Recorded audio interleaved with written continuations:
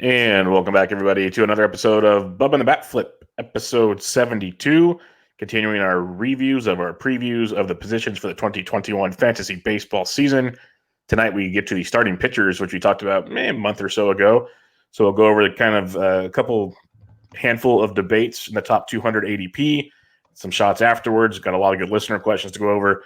And for those keeping track at home, we're using NFBC ADP from the online drafts. We changed it over online drafts since February 1st because there's 14 drafts in the books. So get an idea there. You can find me on Twitter at BDentric and the BatFlip portion of the show on Twitter at BatFlipCrazy. Toby, how we doing, man?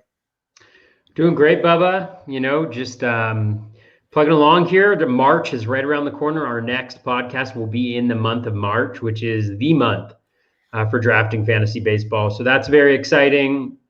I know the baseball pods tournament has begun, and so that'll be a lot of fun. A good opportunity to get exposure for a lot of podcasts, especially ones that don't have the huge followings. Definitely hope that you guys will consider voting for us. If you listen to the pod, which you clearly do if you're hearing this message, and you like the pod, then vote for us. Yeah, we would really appreciate it. Yeah, we're not going to hire any bots this year. We're not going to do anything like that. So if you like us, take us. But we'd love to make a good showing. But it is what it is. It's already getting kind of interesting and fun out there. So we'll see how it goes. I think we're up on Thursday, if I remember correctly. Okay. Could be wrong. Thursday's a good day. I don't even know. Good day. Yeah, I don't even know. But we did say starting pitcher show. And look, Nick Pollock said, did someone say starting pitchers? Yes, we did, Nick. Yes, we did. So stay tuned. Stay tuned. You are one of the pitching gurus. So tell us everything we're getting wrong when we talk about this. PitchCon was a blast. PitchCon was awesome, and I'm so happy. That reminds me, Nick, on Pitcher List on their YouTube page, it came out on Tuesday, so you can access all the presentations on YouTube, which would be pretty cool because I'm not smart enough to figure out the Twitch, so I've been waiting for YouTube to come out. I messaged Fast on Saturday while they were doing stuff, and I wanted to go back and listen to some stuff. I'm like, hey, when he's on YouTube, like last year, I could watch him right away. He's like, we're doing stuff to him. They'll be there Tuesday. Okay, perfect. Sounds good. I'll figure it out from there. So looking forward to it. Always goodies on that one. Let's talk starting pitchers. Starting pitcher review, preview, the goodies. Like I said, ADPs from the online since 2-1. The big three still goes to DeGrom, Cole, Bieber, which it's pretty much been that way for the most part. DeGrom topped out at 99 today in his pitching, by the way. If anybody's keeping track at home, pretty good stuff.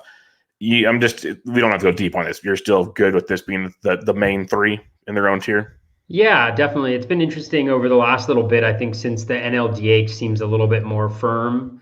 DeGrom's been going ahead of Cole, which is a reversal from earlier on in drafts. I mean, all three of these guys, Bieber obviously has COVID, so we got to monitor that and see how he does when he comes back from camp. But given, it seems like he's got mild symptoms, although that doesn't really tell us necessarily how it's going to impact somebody long term. So we'll just kind of have to see about that. But I think all three of them are great. If I had to order them right now, I would probably go with DeGrom. I think I had Cole ahead of him earlier on in the season, but I do think that the NLDH does make a difference. I mean, they're so close, it makes a difference. I maybe have a little less injury concern with Cole than DeGrom, but I think DeGrom is just nasty. I mean, he's just unbelievably good. So is Cole, but the AL East is going to be a little bit tougher for a variety of different reasons, I think. So that's how I'd order them. I think Bieber a firm third, but I don't feel bad about having Bieber. I think he's actually my most owned or the guy that I have on the most number of teams. I only have one share of Cole in 13 drafts, which is kind of sad. But wow, we'll have to change that. DeGrom, Cole, Bieber. I've never had a problem going DeGrom or Cole. If you want to use the DH thing, I still think that the DH is a possibility. I'm not giving it up till I see that first pitch on opening day because these guys are going to want as much money as possible. So they're doing something like I can't remember where I heard it. I think it was on the Baseball HQ podcast. I think Joe Sheehan said last year they expanded the playoffs the night before opening day. So literally until I see that first pitch, I've kind of been that way. And everyone can look back on previous shows. I think it's all about money. Follow the money. They want the money. So I still think it's a possibility, but we'll see. It is a boost to DeGrom. I'll give you that much. And it's interesting looking at the ADPs. DeGrom's gone first overall and as low as 8th. Cole's gone as high as 3rd and as low as 9th. Bieber as high as 6th, as low as 12th. So they've done their thing. They're pretty much the first 3 off the board, and I don't see that changing anytime soon. Bieber is in camp already, so his mild symptoms appear to be mild. We'll see how that all plays out, but everything looks okay for Shane Bieber right now. All right, as we go a little farther down the draft board, the 4th and 5th starting pitchers off the board. Trevor Bauer at pick 13, Darvish around pick 15, both gone as high as 10. This is a tough one for me because I have a little bit of Yu Darvish. I have 0 Trevor Bauer. I'm very scared to draft Trevor Bauer. What are you doing with these two? Yeah, I'm scared to draft Trevor Bauer as well. I had an opportunity in my most recent draft to do that. I mean, I think the thing with Bauer is we've seen him be up in these positions before. We've seen him fall back. I don't think he's the pitcher that we saw last year. I think there was just a number of different things going on, whether it was the NL Central just being an incredibly weak hitting division last year. He had the BABIP luck. He had the strand rate luck. He had the home run luck, at least compared to what he's done before. We obviously saw the spin rate jump, which I think has been a primary focus of what a lot of people have talked about, but we haven't really seen a change in the metrics. Like they were slightly better than previous years, but nothing to justify what he was able to accomplish. Obviously, the Dodgers is a great place for him to end up. He ends up in the NL. He ends up on a perennial winner. He should get access to a bunch of wins. Even with the dead end ball is like helping him because he's a very much a fly ball pitcher. So there's a lot of reasons to like Bauer, but I just can't be confident in the ratios for me. I mean, and it may just be also like I have to come clean. It may be a little bit of a bias of just not really digging the guy. So there's that. And I think with Darvish, since he's developed the cutter, he's been a very good pitcher. And it's obviously about a year that we've had information on it, but he just has such a deep arsenal. He's got a number of different pitches that can hurt you. He's in a great situation as well with the Padres. I know there's some chatter about, the Padres going to the 6-man rotation. And maybe that'll happen. But at this point in time, until I hear something a little bit more definitive, all of that assumes that people are healthy, assumes that they want to throw, Morion or whatever on the 6th day, assumes that they want to mess with their regular starting pitchers' schedules. So we'll see what ends up happening. But I still think Darvish is an elite option. I struggle a little bit between, who my number 4 is after those guys. I do kind of like Giolito a lot. I think there's less concerns about the volume. I think there's less injury concerns. The upside is tremendous. And I think the situation with the White Sox is really good too. And he's a fly ball pitcher as well. So he's helped out by the dead end ball. So I don't think you can mess up going with either of those 3, to be honest with you. But I would have Bauer at the end of that. I just don't feel great about drafting him. Well, we'll talk about Giolito next, but no, I jumped ahead. But we got some comments over here. I wanted to shout. You speak about the NLDH and Justin Mason will arrive because he's been with me on this one. I've heard him talk about it. The DH will appear, and then shout out to our buddy Rob DiPietro, Pool Hitter Podcast. Go check that out. He says hello, and the reigning TGFBI champion. He believes in the DH as well, Kevin Hastings. So check all that stuff out. And Rob wants to know, but what about Trevor Bauer's Conor McGregor's flag off the mound? Well, if you see how Conor McGregor's fighting the last few times, it won't go too well for him. So let's put it that way. I pulled up the pitch leaderboard for Alex Chamberlain, and it's fun to look at because everyone talks about how Bauer's dominated last year, which he did, beat out Yu Darvish for the Cy Young. But you look at swinging strike rate, Bauer 14.1, Darvish 16. Called strike rate 17.3 and 19.3. So he had about a 4% Darvish had about a 4% CSW advantage on Trevor Bauer, which I like to see quite a bit. And I apologize. And the hard hit rates is where things differ a bit, and the dynamic hard hit rate. And this is where it gets interesting to me. Is Bauer had a 38.2% hard hit rate, Darvish 34.8%. Dynamic hard hit rate 9.2% for Darvish, 21% for Trevor Bauer. That's a astronomically large dynamic hard hit rate. It feels like it's not calculated properly. So that's one to possibly look at. But you just look at all the peripherals. Bauer was good what makes me wonder is, was he an accumulator? Like his ERA was great. Don't get me wrong there. Like that was good, but he threw so many innings. Did he just like all the extra peripheral stats that help him out a bunch? Because you look at the basics of it, and it's pretty messy overall. And it's one thing. And the other thing with Bauer in recent years, you've seen him be really, really good, and you've seen him be mediocre to bad. It fluctuates so much. There's never really a fine line. It's one or the other, it feels like. And as your fourth starting pitcher, you really need to figure that one out pretty quickly. So I go Darvish over Bauer. I'm also not as concerned about Darvish's health because it's been a few years since we've seen that take place. So that kind of argument doesn't fly with me as much anymore. All right, the next two pitchers off the board: Lucas Giolito, Aaron Nola. Pick 18 for Giolito, 23 for Nola. I have Giolito as the fourth pitcher off the board as well, like you were mentioning. But how do you go between Gio and Nola? Because I know Nola, they have jumping some people also. Yeah, I mean, I like both. Actually, in my most recent draft, those the two starting pitchers I grabbed was Giolito, I think at 10, and Nola at whatever is after 10, 21, I think. I can never figure it out. Even the first two picks, I can never figure it out what numbers they are. But yeah, I think Giolito, I just think there's more K upside there for me. I think there's obviously not, the control is not as good, but I think when you just look at the overall package, from a skills perspective, I think Giolito is much better, at least from a strikeout perspective. I think he's on a better team, even though the Phillies offense is good. I think he's got probably a better bullpen as well. AL Central is not a bad division by any means to be in, I think, especially if you're on the White Sox, right?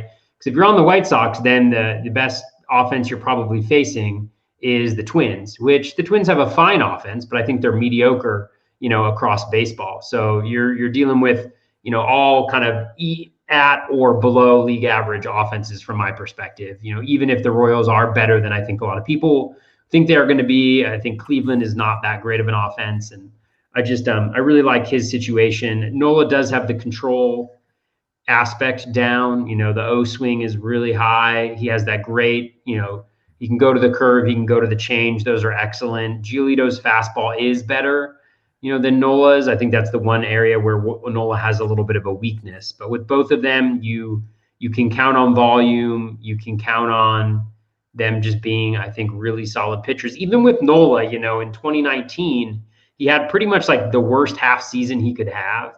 And his numbers at the end of the season wouldn't make you super happy where you drafted him.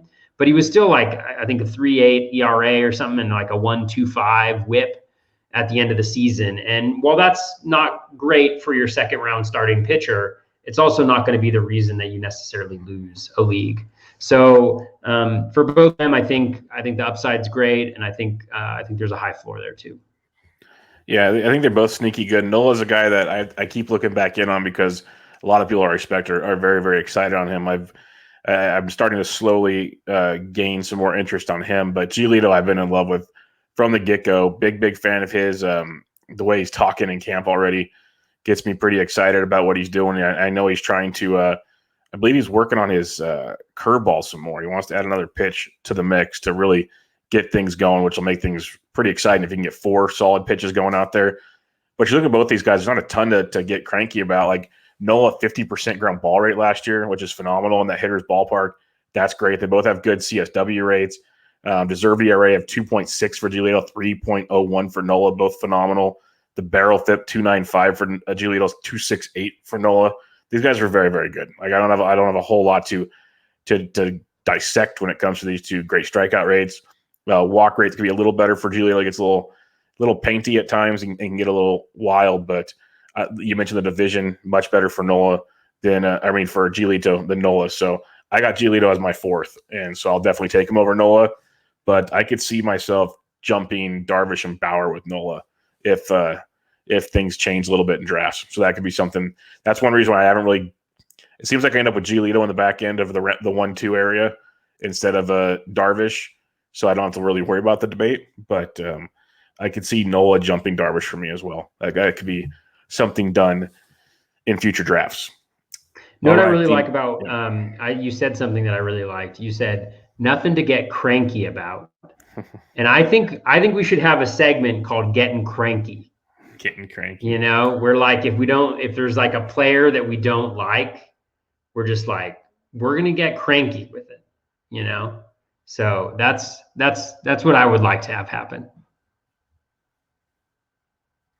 Yeah, we'll have to work on that. If we get knocked out of the first round of the odds, we'll have a cranky segment next go around. We can definitely do something like that. The next round of starting pitchers, we have Luis Castillo 10th off the board, Flaherty 11th off the board, Kershaw 12th, going to pick 27, 28, and 30 respectively. I grouped these three together because they're drafted close together. We got Luis Castillo, very popular with guys like SP Streamer. I like him a lot. You got Flaherty coming off a rough season, but everyone was hyped going into last year. Then you got Kershaw, the boring vet that just continues to be awesome. So what do you do with these three? Yeah, I think I like Castillo a lot. You know, I think when we talked about him on the preview podcast, the starting pitcher preview podcast, you know, his four-seam fastball had phenomenal growth in the swinging strike rate. Although that's something that I'm a little leery about all these NL Central pitchers is like, if you look at their four-seam fastballs, they all took like significant jumps up, like Castillo, Woodruff, you know, which backed a lot of the gains that they had from a skill perspective. But I think Castillo has that changeup he can go to. His fastball's improving, slider's good. So I think for him, you know, to be my, you know, first starter, I think is fine. You know, would love to include him in kind of a pocket aces deal. That would work for me as well. So I like him the most, I would say, of that group. After that, I mean, you know, Kershaw, you know, he always finds a way to be really good. You know, at the end of last year, his velocity tailed off a little bit. You know, the skills tailed off a little bit, but he was still phenomenal. Some questions about what the volume is going to be, especially coming off of, you know, the World Series victory, some of the talent that they've added to the rotation, the depth. I think that's always kind of a little bit of a concern, especially with somebody at his age, but at least you feel good about locking down the ratio and locking down the wins, which are really going to be very, very important. And then with Flaherty, you know, I've always had a tough time getting behind Flaherty. I wasn't behind him last year. You know, he had that really good second half in 2019 that buoyed his value a lot. But from a skill perspective, he's maybe like a little bit of a notch below. I could definitely see him taking that next step. And he pitches in the NL Central, which is great. You know, he pitches in one of the better ballparks for pitchers to pitch in, which is phenomenal. So I don't necessarily think that it's a bad pick. I just have not been able to get on board. I don't have any shares of him this year, but I could be wrong. I would not be surprised to see him take a next step this year, especially just with the motivation of this past year and the struggles and never really having a chance to get going.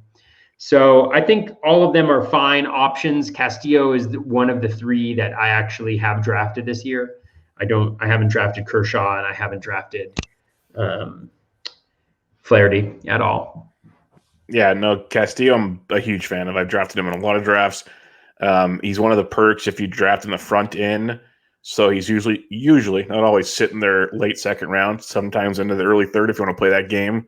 But you can snag him if you go hitter early. He can be your ace. If you go a Cole or DeGrom early, he can be your number two for your pocket aces, like you said. He just fits that mold so well because he brings that usually a pretty decent floor into the action. Like he can get walk happy because he's painting too much or whatever. But when he's actually in the zone, he's ridiculously filthy. And he gets a lot of ground balls, a lot of missed contact, a lot of weak contact because that changeup just drops off the table. So I like Castillo a lot. That's why he survives in Great American Small Park just fine. Then you got the rest of the NL Central, like you mentioned. I believe I got to double check. I think they're still playing the AL Central and Interleague this year. I think that's what they tried to do with scheduling, but I'm not 100%. Regardless, it's going to be a good spot for Castillo. The only caveat I'll say is there's still a good chance Castillo and or Gray gets traded. So that'll make things a little interesting. But for now, he's on the Reds, and I still like him quite a bit. Then the Flaherty Kershaw thing is really tricky. It's like I love Kershaw. I just feel he's going a little too early. I'd rather have a mid-round 3 to back end of round 3. We're talking 15-teamers. So if you want to say 12-teamer, end of round 3 into round 4 is probably where I'm looking at Kershaw. It's just because I love what he does, so it's kind of like hypocritical of me. But I am concerned they're going to baby him, like Toby said. And next thing you know, if you drafted a guy hoping for like 170 and now you're getting 140, and we'll talk about this later when it comes to the question we had, a listener question about the 6-man rotations. It's a big difference in what you're drafting, and you got to know that Kershaw, there's a great chance this happens. So it's tricky in that respect. Then Flaherty, I've never been able to get him right. I wasn't on him at all last year. I'm not going to take a victory lap on that. That team's COVID situation was just nasty. Like that's not what I predicted. I predicted he was going to get hit, not hit with COVID. So that's a different story. But you look at all his numbers, good strikeout guy. When he does get hit, he gets hit hard though. And he gives up a lot more fly balls than ground balls. He gets benefited by pitching at that home ballpark and in that division. So that's good for him. But now you're leaving that division. So does he take a hit on the road games outside of that division? Something to keep in mind as well. I still think he's very, very good, but I still don't think he's as good as he showed in the second half of 2019 that everyone's in love with. He's kind of an in-between aspect there. So I'll go Castillo, Kershaw, Flaherty, but Castillo is pretty much the only one I'm grabbing in this set right now. All right, the next grouping we have is Zach Gallen, 14th off the board, Snell, 15th off the board, Gallen at 39, Snell like 0.3 picks after him according to ADP. So they're going right next to each other. It's an interesting one because Gallen started out like a man on fire last year, kind of faded a little bit at the end, but not bad. Snell, new ballpark, new team. Everyone's thinking he's going to pitch a ton of innings. Might have a 6-man rotation. Who knows? So what are you doing with Gallen and Snell? Yeah, I mean, I haven't drafted either one of them. This is kind of the pocket of pitchers that I'm trying to avoid. Although I think with Gallen, I mean, Gallen's got enough. I mean, he's, if you've heard a lot of folks talking, I know Eno's mentioned it. I think Alex Chamberlain's mentioned it as well. I think Gallen is one of these guys who's able to suppress contact because of the command that he has. I mean, I think it's just excellent. My concern with Gallen is the fastball. I mean, it's not even remotely close to a dominant pitch for him. 4.8% swinging strike rate on the 4-seam. But then he also has, a fine slider, but then the curveball and the changeup are all excellent, and he throws all 3 pitches about the same. So with that type of a diverse repertoire, it feels pretty good. And I wonder if he lost a little bit of velo. No, he was actually up 0.2 mile per hour. That's interesting. His 4-seam performed so much more poorly this year, even though the velo was about the same. So I'm not sure what exactly that's about. My one concern a little bit with Gallen is, I think the D-backs are just in kind of rebuild mode. I don't know how formal it is. I think it's formal. Once they decided to trade Marte last year, they will have decent pieces in that lineup, but I just don't love that division. You have to go against the Dodgers, you have to go against the Padres, and then you have some of your starts against the Rockies that are at Coors. Although Gallen, I think, was one of the few guys who did decently well there. So I just don't. I'm not in love with the situation. I'm not in love with the situation enough to take him where he's going right now. I'd rather wait a round or two and target some of the guys that I think we're going to talk about a little bit later. So Gallen, I'm not that interested in. Snell, obviously, there's no doubt about the talent for Snell, but again, it's questions about health, number of innings that he can throw. I think he'll be good when he does pitch, but again, he's not efficient with his pitches. It doesn't allow him to get deep into games. Whether you think that was the Rays pulling him or not, I don't necessarily think that's what it is. I just think he's inefficient with his pitches. He walks a lot of guys. He goes deep into a lot of counts, so he's not able to get that type of depth. So I mean, I think he's fine. Super high skilled, no question about it, but not somebody that I want to get at this point in the draft. I think I have him on one team because he fell to like the mid 50s. So if he falls around there, then I think he might be worth the upside if you already have a starting pitcher on your team and maybe you're looking for a little bit of ceiling from your starting pitcher. But otherwise, despite the skills, I'm kind of out on him. So I think with both of them, I'm not that interested, but I think they're fine pitchers. Yeah, I liked Gallen a lot more going into last year when he was drafted about 100 picks later. That was a lot more fun. He's a very good pitcher. It's just like you said, on a team that's probably not going to win a lot of baseball games, they don't have to push him if they kind of want to save his arm for the future because he should be one of their top pitchers for the future.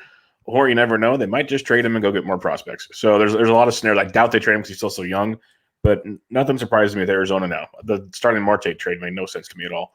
So Gallen's interesting. But yeah, he limits the hard contact, gets like a 44% ground ball rate, decent strikeout rate, limits the barrels. He had like almost a 7% or so barrel rate last year, deserved barrel rate of 4.9%. So he does a really good job of limiting the damage, deserved ERA of 3.06.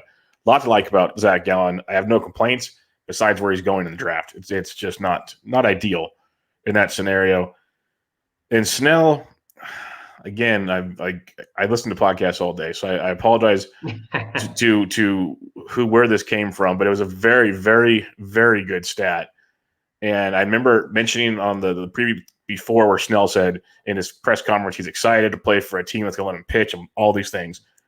But and maybe it's still the Rays, but I don't think it was the Rays because they've documented third time through the rotation with Snell's sketchy. Last year, I think he went in the sixth inning one time, and he hasn't gone 7 or more innings since April of 2019. So he really hasn't gone deep in game. When he pitches, he's great. Strikeout rate's good. Swinging strike rates, called strikes, CSW is phenomenal. Hard contact's a little high, but like he had over 9% barrel rate last year, but deserved barrels 4.2. So do with that what you wish. His deserved ERA was still 4.17. It's not like he was lighting the world on fire. It's one of those guys that if I'm wrong on him this year, I'll be wrong. He's just not going to be on my roster. I'm not going to put up with the headache. And it's like you see these teams with 6-man rotations. Like Darvish, you could see getting most of his starts, but you could also see the Padres telling Snell, yeah, you're a part of the 6-man part. We're going to just take it easy with you. So I wouldn't be shocked by any of that. So I'll be passing on Blake Snell this year. I'll take Gallen if I have to in this group. Probably not taking either one of them. The next set of pitchers are the 17th and 18th pitchers off the board. Kenta Maeda picked 49. Lance Lynn picked 53. Maeda coming off a monster 2020 season. Lance Lynn is an innings-eating machine and now joins the Chicago White Sox. So what are you doing with these two?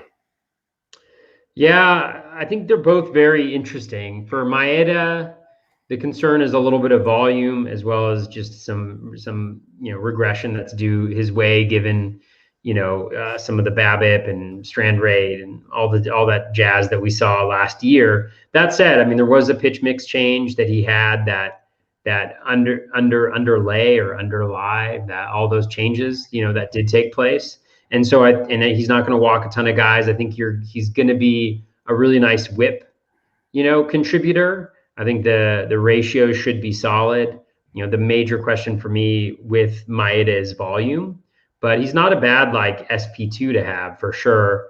It's I like how you paired these two because Lynn, it's kind of the opposite. Like you're not necessarily expecting anything elite from the ratios, but the going and the Ks are just going to be massive, especially going to the White Sox. And he's going to go deep into that game. He's going to go deep in the games. He's not going to have very stiff competition, at least comparatively. I think. I mean, we obviously got to see his schedule, but I think he's a guy you can throw pretty much every single time out there. And, I think you're going to get a strikeout an inning, a 1.2 to 1.25 whip and 3.5 ERA or something like that. And that'll be great. And especially if he can actually approach 200 innings this year.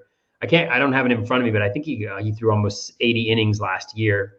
I think, he could be a huge benefit, and they have a very good bullpen in Chicago, so they won't just leave him in there, like the Rangers did on his last start to get to that 100 pitch mark for the game and destroy so many of our fantasy teams. But I think they're both solid.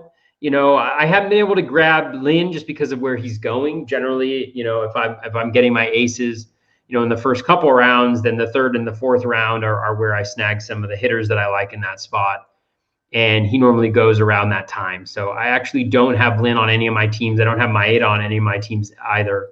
But it doesn't mean that I don't like them. Maybe just hasn't worked out quite yet. But you never know. Maybe it will. Yeah, these two guys are like conundrums for me. Like I love Lance Lynn for the volume aspect, especially on a season where there's so many question marks with innings pitched. He did throw 84 pitches last year for the Rangers, over 200 the year before. You have to imagine 180 plus is very much in the cards this year. I think most projection sites have him for like 185.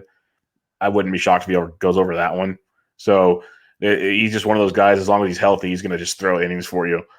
it's just you look at his numbers and it's scary. Like he had a 113.4 max exit velocity, a 14% dynamic hard hit rate, 5.4% barrel rate, but a deserved barrel rate of 8.8%. Only a 29% ground ball rate. Now he's going to that ballpark that's a little sketch for it's for pitchers if you start throwing it around like that. So it's a very interesting scenario. Like, because even his swinging strike rate's lower than most, he relies on just volume to accumulate those innings and those strikeouts and all that good stuff. So it's tough with Lynn, but those innings are clutch in fantasy. Very, very important. So I like him quite a bit. And then there's Maeda, who I don't have on many rosters either, because you look at him and it's like, okay, 25.5% hard hit rate, that's good. But an 11.1% dynamic hard hit rate, 5.7% blast rate, those are very, very hitter-friendly numbers right there. But then, like, you look at the alternative, 7% barrel rate, like a 3.9% deserved barrel rate. So it's a little plus there. 39% ground ball rate. That's good. So he's one that just concerns me because I think he ran so pure last year. Like, so pure. Like, can he do it? Like, he had a Wobake and a 299, but an ex-Wobake and a 360. It's like eventually regression has to come. And, like, Lynn's, he could regress a little to the positive, possibly, maybe to the negative. Like, he's kind of right there in the middle, where Maeda was so positive last year. He could still be very good, but what you're expecting when you draft him feels like he's not going to give you, is what really, really concerns me with Kenta Maeda. And the other perk to Kenta Maeda last year, we were all loving him going out of LA to Minnesota, but he was getting drafted so much later than he is now. So it was so much more enticing to take the chance, and it paid off. He's not really that guy anymore. Now he has to be an ace where you're taking him, where, like I said, if he regresses like I think he will, he'll still be very good, but you can get a guy like that in another 30 to 40 picks possibly, maybe later. So that's where I am at on these two. It's very, very tough for me to pull the trigger on them. But I understand if you do, because what they could bring to the table. I think I like Lynn's floor better than Maeda's, if that makes any sense. So I'm kind of torn on those two. All right, next two pitchers off the board, Carrasco and Strasburg. Carlos Carrasco, the 23rd, Strasburg, 25th. 64th for Carrasco, 66th for Strasburg. I wanted to bring these two to the forefront. Carrasco, veteran reliever or veteran starter, pretty reliable. Now with the Mets. Strasburg, he's throwing already out of the bullpen. He's throwing bullpen sessions. Apparently everything's going great. He's, quote unquote, fully recovered from his surgery. We know if Strasburg pitches well, he's usually like a top 35-ish, 40 pick, not 66. So maybe this is perceived value. Where are you going with Carrasco and Strasburg? Yeah, I like Carrasco a lot. Skills were really great last year, and they got better as the season progressed. So I really like him. Obviously, pitching for the Mets, in that stadium, that's going to be really helpful to him as well. So I like Cookie a lot. I have him on a handful of teams so far this year. Strasburg, I've stayed away from. Maybe if I see the health in this spring training, but last year was kind of the only time I've ever had Strasburg on any of my teams, and so maybe it's a little bitter taste in my mouth. But it is an interesting injury, right? You don't really have like carpal tunnel happening all that often, and from everything I've read, it's not necessarily something that I don't know. I don't know if I'm remembering it correctly, but that lingers or they anticipate impacting him, in the same way post surgery. So it's very different than like if it was a shoulder or an elbow or something like that, a forearm. So we'll see what ends up happening. But the thing is, if he is healthy during spring, then that means that he's going to get pushed up, and so I'll probably be out. So like Carrasco a lot. Just everything is beautiful from him. Like the O swing, doesn't walk a lot of guys. He walked a decent amount of guys in 2020 this past year, but if you look at kind of the rolling average for him, the walk rate declined precipitously as the year progressed. I think as he got a little bit more comfortable back on the mound after being out for an entire year. So feel really good about Cookie. Strasburg, staying away from him again. If he does look healthy this spring, then I think his cost is just going to shoot up, and when that's the case, then I'll be out for different reasons. Yeah, no, you pretty much nailed it. Big Cookie fan as well. If he can be like my SP3, pretty darn happy about that. The strikeout rate's phenomenal. You mentioned the walk rates because people point to that as a massive concern, but they got better as the year went on, and I think in the National League, think in that division, it's a little trickier, but I think he'll be just fine overall. I wouldn't be too concerned about that. And then with Strasburg, if he was healthy and still going here, I'd be much more inclined. But I'm with you. If he's healthy in spring, he's going higher. So it's very, very then we're talking about a comparison of Miata, Lynn, Strasburg, or even Gallen, Snell, Strasburg. And it's like, where does Strasburg fit in there? And it gets kind of murky. So I'll probably pass at that point, because now you're hoping for like 140 innings out of Strasburg, or maybe 150, and that's just hoping for a lot, I think. So give me Cookie all day long. And he's called Cookie. So yeah, he's sweet. You just gotta, that was good. You just gotta chow down. Chow down on some Cookie. All right, the next 3-pack we got here, we got Hungjin Ryu, the 26th pitcher off the board. Zach Plesac, 27. Sonny Gray, 29. Ryu's ADP of 70. Plesac, 71. Sonny Gray, 71.5. So they're all going right around each other. And it's like Ryu could be pitching in Dunedin, potentially Buffalo later in the year. We don't know. Plesac, we know his story. Sonny Gray's in Cincinnati for now. We'll see. How do you approach these three? Yeah, with Ryu, I haven't been able to get behind him. I haven't drafted him yet. I think one of the reasons is because he's kind of he's a Kyle Hendricks, type with a little bit more K upside, I think. But the divisional is a little bit tougher. There was a little bit of skill slippage last year, I think. And if I want to get like a Hendricks type, I could also always wait around and get the Hendricks himself. Or I could wait 2 rounds and I could get like Cranky or somebody like that. So I just feel like where he's going, I never end up wanting to get him. Although I don't necessarily think that it's a bad pick. I think he's fine. With the other 2 guys you mentioned, Gray, I'm not that into. The walk rate scares me. As does, some of the velocity dip that he experienced last year, and the fact that the Reds want to trade him. Could be nothing, but it raises enough concerns for me where, I'm not really in on him at all. Which, last year it looked really foolish in the first half, of 2020, because I wasn't in on him last year either, and then it looked better the second half. So we'll see what he ends up doing there. Certainly the skills are all there, but he's never been able to get the control down quite as you'd like. With Plesac, I had an opportunity to dig into him a little bit in more depth doing my presentation. I understand the excitement about him, but the one thing that I can't necessarily explain, and maybe somebody has explained it, is, he saw a dip in velocity on his fastball, and yet his secondaries improved very dramatically. But none of them really stands out from like a metrics perspective, like in terms of whether it's horizontal break, whether it's vertical break, there's just nothing, whether it's spin rate, like nothing really jumps out about those secondaries. And if you look at his rolling average graph, he actually in 2019, when he first pitched, he actually had similar metrics for a little bit during that season before the regression kind of turned against him a little. So I just I'm not there at the price. I see the interest. I see why people like him a lot because of what he did last year, but I just can't get behind him at the price that you need to pay in order to draft him, given what we've seen. I'd rather take, and there are some questionable takes that I'll have about pitchers going later on based on very small sample sizes, but I'd rather take chances on upside at that point in the draft than this early on. Yeah, the premise of that is they're going later on, so that's the perk of it all. Yeah, you said it was Zach Plesac. I've dug into him quite a bit, and there's a lot to like about him. I get it, but man, like the sample. We want to talk sample sizes, like.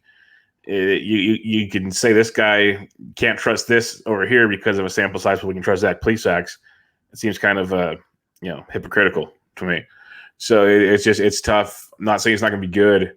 There's a like I mentioned with Kenta Maeda, like there could be some regression coming back. It'll still be good. Plesac could be having some regression, and it might not be good at all. So Plesac's floor and ceiling are so wide to me of what the outcomes could be with him that it's a scary proposition at this point in the draft. Ryu, I agree. He's just one of those guys everyone waits to blow up, and he just kind of keeps plugging along. It's like a 27.3% CSW. That's not sexy at all. Like that's just real. That's below league average. He works on command, like you say. He's a Hendricks type, just a little more strikeout upside. But you expect the AL East to catch up with him eventually. He was phenomenal last year. Maybe he runs hot still. I'll just have to kind of wait and see. Sonny Gray, I don't mind grabbing from time to time based on my roster at the time. I like the strikeout upside with Sonny Gray. I like the way he's been able to limit damage, even in Great American Small Park. He's pitching with his guys there, with the driveline guys and everything, and his old pitching coach. So I like Sonny Gray. I get the concerns of Sonny Gray. His command is very suspect at times, and that gets scary. But we've said it on a few other pitchers. Most of your games in the Central, not all, most of your games in the Central will help a ton. I just like what he can bring to the table there with Sonny Gray. So I have to pick one out of the three. It's Sonny Gray. If you don't want to take any of the three, I get it. But I do have Gray on a few rosters going into the season. The next set of pitchers, you mentioned his name earlier, Mr. Zach Cranky. Still not in camp yet, but don't panic. That's what Cranky does. He'll be just fine. He's going to show up throwing 82, Bubba. Yes. I just laughed when everyone was like, "Oh, he's not in camp." Like, has he ever shown up to camp on time? Like ever? Like he just doesn't care. Just relax. He's one of the guys that just doesn't need to throw. It's fine. He's the 40th starting pitcher off the board. Our 40th pitcher off the board. Framber is 42nd. ADPs of 105.6 and 108.1. I put these two together for the fact that Greinke is the boring guy. You mentioned why, but he kind of spits out his numbers. And there's Framber Valdez, who had a monster season last year, but there's a lot of people suspect to him. So what are you doing with these two? Wow, I didn't realize Framber had fallen that far. It's becoming tastier, isn't it? I drafted him at picks 60 something. He's gone as low as He's gone as low as 125. Wow, that's fascinating. Yep.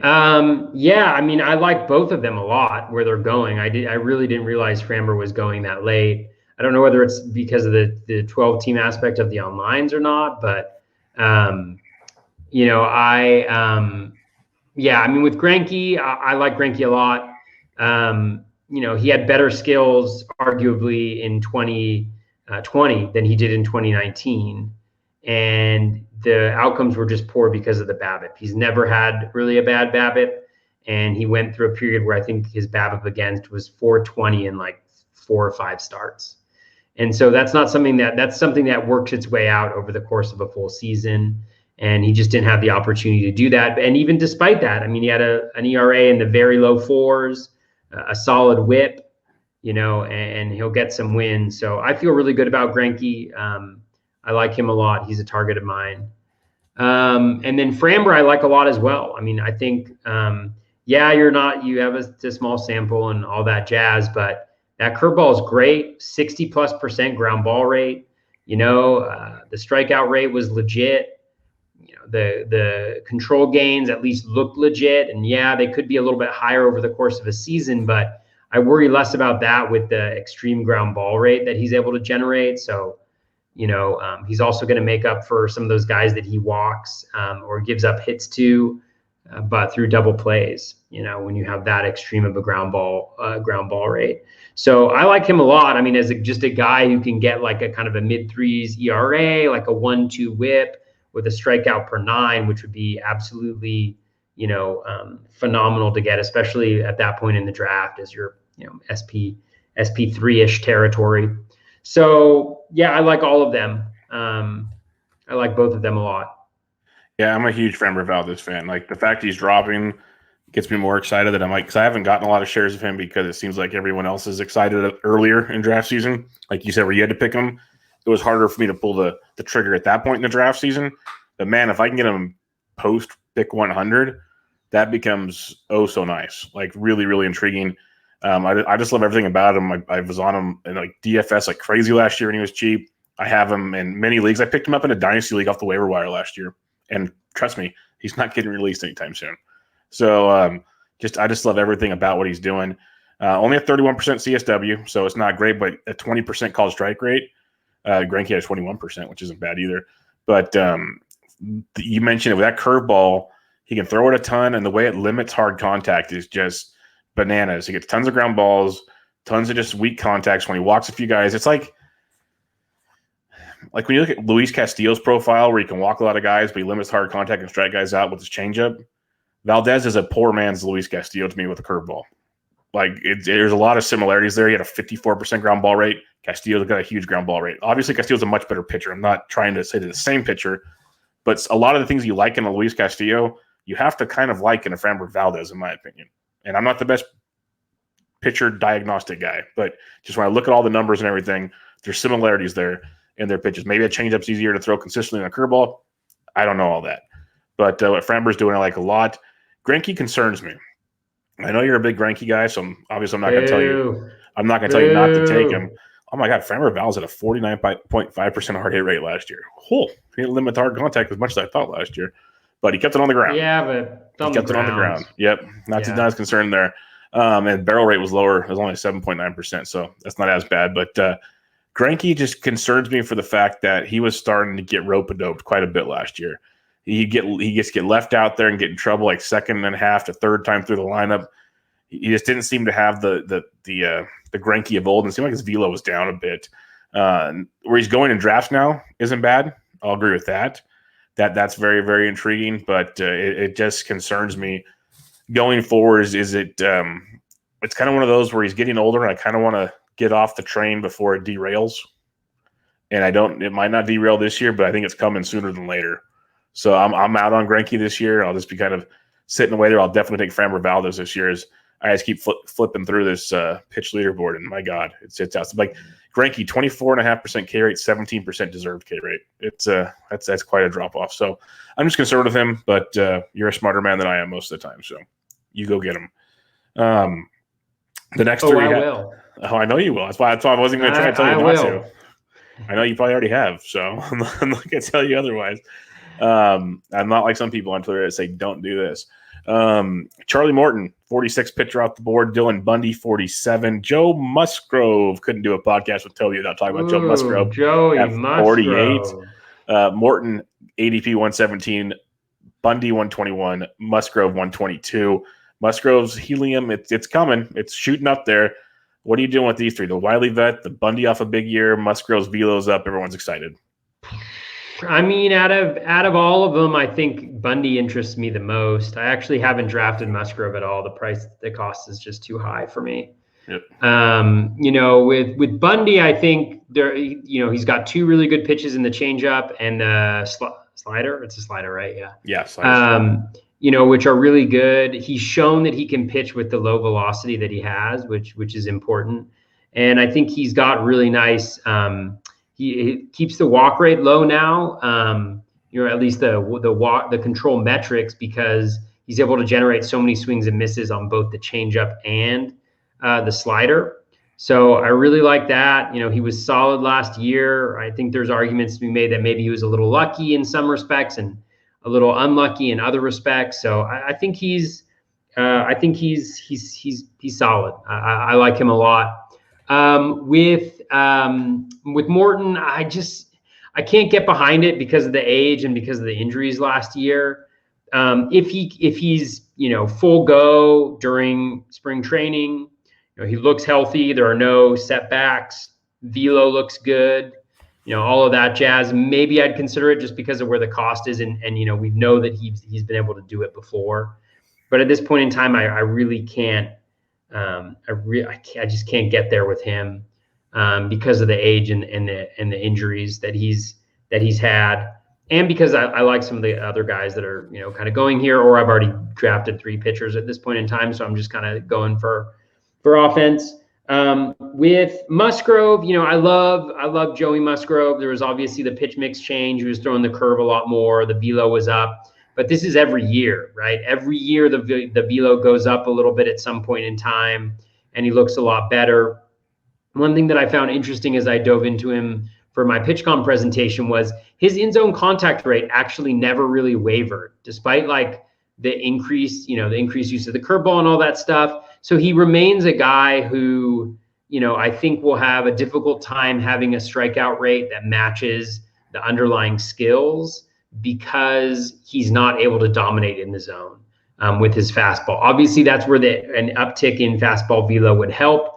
But again, every year there's just some little minor injury, whether it's the abdominal thing that he had, in 2019, or whatever it was that kept him out. This year he just can never seem to get right and get on that plane. And I'm sure at some point in his career he will. I mean, he's still only 27, I think. So he's younger than Luis Castillo, which is just amazing to me. And so I think he'll get there at some point in time, but I just can't pay. I just can't. The cost is so high for him going right here with really, like, has he ever really done it before for a season? Not really. And you sometimes you just go on like what the skills show and all that jazz, and he's in a great situation. So it'll be interesting. I'm rooting for him, but unfortunately I probably won't have him except on my dynasty team. Yeah, because that's your boy. You can't quit Joe Musgrove there. So exactly, yeah. Got to have him. But yeah, I'm with you. Bundy's the guy I want here. I was all in on him last year. Hard not to love him again this year. He was phenomenal with the pitch mix change, like you talked about, and it's been well documented with the Angels. And, a 2.8 deserved ERA, XO bag only 3.35. That's not bad at all. He was just good across the board. And you mentioned Morton, 4 years ago, maybe would be awesome. There's just so many concerns with the age and the injury history that what are the Braves going to do? The Braves, do they go 6-man with all their young pitchers and kind of keep everybody safe? They're young and they're old pitchers they have in town. There's just a ton of questions with Morton that I wish he was going later in drafts. I'm honestly surprised Bundy's not going higher in drafts. I figured he'd be getting a bump up there. He's kind of he feels a lot like a Lance Lynn type, just maybe a slightly fewer innings, but he was going deep in a lot of games for the Angels last year. So he's got that upside to eat up some innings for you, I believe. And then there's Musgrove. Yeah, I can't pay this price for Musgrove. I'm not even going to go into it. There's just, you mentioned it all. It's nice and all. It's cool that his velocity was up, but it just doesn't really do it for me. His hard hit rate's still the same. The dynamic hard hit rate's not great. His strikeout rate was up because he threw more, threw harder, but if he's off, it's going to be ugly. And it's just 6-man rotation also in San Diego can limit some things as well. So I'll be off Joey Musgrove at this price point. A couple more to go here. We got Kevin Gossman, 53rd pitcher off the board at pick 131, and Patrick Corbin, the 52nd pitcher off the board at just right, like basically the same pick as Kevin Gossman, ADP wise. I brought these two together because Gossman, everyone's super happy about. Patrick Corbin used to go about 70 picks earlier, 80 picks earlier, had a rough year last year. Who knows? So where do you stand on these two? Yeah, it's interesting. They're kind of like the opposites because Gossman had the increase in his velocity last year, which helped him become a better pitcher. And Corbin had a significant decrease in velocity last year and kind of lost a little bit, that slider that's so critical to his success. I haven't really been on Corbin. Part of me feels like I'm making a big mistake in doing that just because, if you just wipe out 2020, where's he going in drafts normally? Probably around like pick 45 or something like that. So he'll be a spring training monitor for me, I think. At the same time, he also struggled a little bit, if my memory serves me correctly, in the second half of 2019. And I think the control is getting a little out of hand. I think the challenge with him is, Luis Castillo has his changeup, and he relies so heavily on that to be successful. Corbin does the same thing, but if he doesn't have the slider, he doesn't have a 97-mile-per-hour fastball, and he doesn't have really another pitch that can help him out. And so he's so reliant on that slider. And he's pitched well with lowered velocity with the Diamondbacks. He did, but again, he's a little bit older, and so we'll see what he's able to do. I'm interested to see what his spring training is like. But right now I've been out. I like Gossman okay. Like if I'm really struggling, if I don't have a third starting pitcher by this point in time, I think I drafted him in one draft. It's tough to bump him up so much, but it's also like it's a velocity increase. The splitter continues to be a very effective pitch, but then he also developed, I think it was either the slider or changeup or something like not a like split change, but another changeup, whatever his second pitch that he had was better, at least sufficient enough, to make him effective along with the uptick in velocity. So again, it's tough to put a lot into 2020, but for pitchers, I think I put a little bit more into 2020 than hitters for sure. And I was impressed with what I saw with Gossman, and a lot of the skills support what he was able to do. Yeah, there's not a lot of bad things to say about Gossman. The only thing is I'm probably not going to be paying the price for him for the fact that I get really nervous about the splitter being such a used pitch, because the splitter you can lose very quickly. If he loses the splitter, his fastball's not that dominant. It really isn't. So that concerns me a bit. He's pretty much a 2-pitch pitcher still, unless he really develops that third pitch. And that's my biggest concern. As a Giants fan, I hope he's great. I hope everyone dominates their fantasy season with him. I'm very skeptical about what's taking place there. Is it the longevity of that transformation? But we'll see. Could be totally wrong there. Like you said with Corbin, that's why I kind of brought it up. The numbers look terrific from last year. I do remember many times playing him as a value in DFS, and he'd be good until like the 5th inning, and then either that or they throw him out an extra inning he shouldn't have been out there type thing. They leave him out too long in games. They did that with a lot of guys last year. I mean, Scherzer, Jesus. Yeah, like the Nationals, like Corbin he'd be in the 5th, and he'd walk 2 guys, and instead of taking him out, he'd get like 2 more outs, and then they give up a 2-run double. Or just like it was just always something where it was, or in the 6th inning, or sometimes in the 7th inning. It was just very frustrating with Corbin. I'd love to be able to do that quickly and look back at it all, but I don't know how to do it quickly, so I haven't done it. Of like how many times that happened with him. But even with that being said, you look at his overall numbers, strikeout rate was down tremendously, still getting barreled up a lot. You mentioned the slider usage was bad, the velocity was down. It's a weird one. It's like part of me says he doesn't need to be a heavy velo guy because he can be a good pitcher. But if you're a 2-pitch pitcher, you probably need some darn velo. So it's very tricky. The biggest thing is we used to take him a lot higher, and it's very – he can still be that guy. I think he's the SP3 for the Nats, so he's not facing the ace that much. He's going to have some nice matchups there on the mound. And where he's going here, he has that potential to be much better than his ADP right now. At the same time, what we saw last year it could get worse too. So it's a very tough pick. I feel like if you're in an overall, Corbin's a very intriguing pick for me because I think he can give you that boost you're looking for. If you're in a standalone league, I'd probably just kind of sit back and let him go. But he's very, very intriguing. So that's why I want to bring him up in the conversation tonight. He's someone I think is kind of getting overlooked for the most part right now. But where he's going, I'll pick 131. We're not used to seeing that with him. All right. Next 2 pitchers off the board. We slide down a bit here. 62nd pitcher off the board, Frankie Montosso at pick 164. 63rd pitcher off the board, German Marquez at pick 169. Marquez obviously in Coors Field, but he's been pretty good. Montas, after the back injury last year, was just absolutely horrific. So where do you stand on these 2? Yeah, I haven't drafted either one of them. I think with Montas, we have the small little bit in 2019 where he was incredibly effective with that split finger fastball. But I think the challenge with him last year is he had the injuries, but he also didn't throw that split finger fastball as much, right? So you're kind of looking for him to get healthy, and you're also looking for him to change that pitch mix a little bit to throw the splitter more, which is his most effective pitch. Obviously, throwing for the A's is a really it's a great situation for any pitcher. So, but I just haven't been that interested. And part of it is also like just team construction from my perspective is a lot of times where he's going, like I have my 3rd starting pitcher by pick 100. And so I'm just not really, going after the guys who are in this range. So that's with Montas. I mean, Marquez, I definitely get it. But I just have a really hard time if you can't start him in Coors.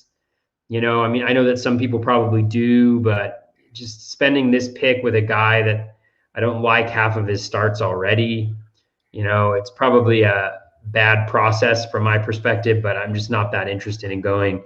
I feel like I was deeply impacted by that outing he had against the Giants like 2 years ago when he gave up 8 runs in a third of an inning because it was just like juggernaut. Giant. Yeah, just reinforced. Yeah, it was before the Giants were good too. It was like, and just reinforced that you can't really start him at Coors, Or, I mean, you can, and he's been decently effective there, but it hurts.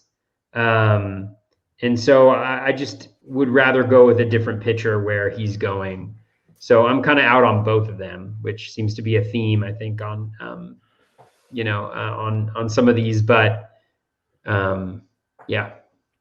Yeah, this one's interesting to me. Montas, I'm kind of in on both these guys a little bit. Like I'm not fully in the pool, but I'm really I'm ankle deep on the Montas. I'm intrigued by, he's healthy finally. Again, he got COVID, so we'll see how healthy he is. But the back really, you can document it last year. He was dominant the first 3 or 4 starts.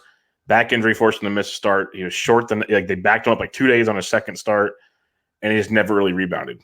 So I don't know if that's why he didn't throw any splitters. I have no idea. That's still a concerning part. But he was never the same after the back injury regardless. So that's something I want to watch him this spring. I think there could be some bounce back there. Marquez, I've always preached never Coors. Marquez has grown on me tremendously this offseason. One of the biggest reasons, he used to be so much higher last year. Where he's getting drafted now, you can cherry pick his Coors starts. Where he used to go, he was an SP2 or 3 on most rosters. You kind of, where you drafted him, you kind of felt obligated you had to throw him in Coors. But where he's going now, he's your SP4, maybe SP5 if you're super aggressive on starting pitchers. So you can sit him for a week or something and not be too concerned about it. The other thing I'll mention is in a world where we're talking about innings being a concern, the dude is an innings-eating machine. He's projected for over 180 innings in all of them. He threw 81 innings last year. He threw 170, I think, the year before or prior. He's been a massive innings contributor. And lastly, what I'll mention, he had a 5.8 ERA at home last year, a 2-something ERA on the road. And you can't pick which starts you want to get rid of. But let me just say his home starts against the Giants, 7 1/3, 2 runs. Texas, 6 innings, 2 runs. Houston, 5 innings, 10 runs. Padres, 6 innings, 5 runs. Angels, 7 innings, 2 runs. Oakland, 3 runs in 6 2/3. So he got blown up by Houston. 5 runs isn't ideal either against San Diego. But in all honesty, if you draft him and you see San Diego's coming down, you probably don't pitch him that week anyways. You just don't. And then Houston, you probably debate that one as well. But I would, Giants, Texas, Angels, Oakland, you at least have the conversation in your head about pitching them, and those were not bad starts. So he gets a lot of strikeouts. He pitches a ton of innings. And I'm very, very much more in on Marquez this year than I've ever been in on Marquez. So it could be extremely, extremely scary coming into the season. But we'll see. And Jomo Baseball says, he could be a trade candidate. That is true. And then Jacob Stout even says, even Rocky had a Montas. So he's got a little jokes right there. So that's good as well. So I'm in on Marquez. And I've never been in on Marquez, so I'm terrified. Yeah. He was super lucky last year. Yeah. 0.66 home run per 9, 1.22 for his career. Super low strand rate. Interesting. Some skill regression as well. But I mean, I totally get it. And the trade candidate thing is legit, right? I mean, imagine if he gets traded mid-season, and you get a full half season of him somewhere else. Yeah. I mean, that could be huge as well. So I don't know. It's just one of those where he's going now in drafts around pick 170 almost. That's so much different than what was before. He's gone as low as 215 in some of these drafts. Past pick 200, it's hard for me to say no to Germán Marquez. It's really hard. So I think I'm finally there. 2 more to go here. Chris Bassett, pitcher 69, ADP 181. Tyler Mahle, pitcher 70 at 185.